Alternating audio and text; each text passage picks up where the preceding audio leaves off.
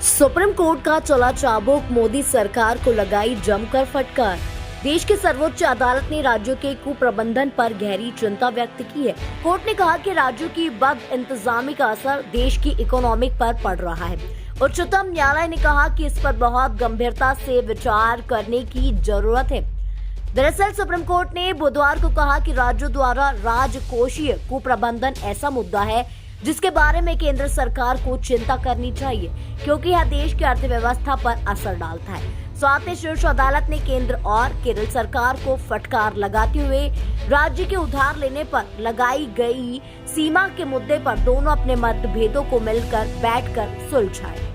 Supreme court ने केंद्र सरकार के रुख पर कहा, इस पर बहुत गंभीरता से विचार करने की जरूरत है, क्योंकि राज्यों का वित्तीय कुप्रबंधन एक ऐसा मुद्दा है जिसके बारे में संघ को चिंतित होना चाहिए, क्योंकि अंततः इसका देश की अर्थव्यवस्था पर प्रभाव पड़ता है। कोर्ट के सामने केरल सरकार की ओर से अर्जी दाखिल की गई थी और इसमें कहा गया था कि केंद्र सरकार उधारी की सीमा लगाकर राज्यों के वित्त को रेगुलेट करने के लिए अपनी शक्ति का प्रयोग कर रही है। और जस्टिस सूर्यकांत की अगुवाई वाली बेंच ने केंद्र और राज्य को इस मुद्दे को सुलझाने की सलाह दी और कहा कि केस पेंडिंग रहने के कारण बातचीत नहीं रुकनी चाहिए। साथ ही पीठ ने कहा कि केरल ने राज्य के उधार लेने पर शर्तें लगाने की केंद्र की शक्ति को चुनौती दी है, लिहाजा अतिरिक्त उधारी लेने के अनुरोध पर केवल मुकदमा वापस लेने के बाद ही विचार किया जा सकता है। इसके साथ ही पीठ ने केंद्र से कहा, अभी हम आपको केवल यही सुझाव देना चाहते हैं कि आप मुकदमा वापस लेने की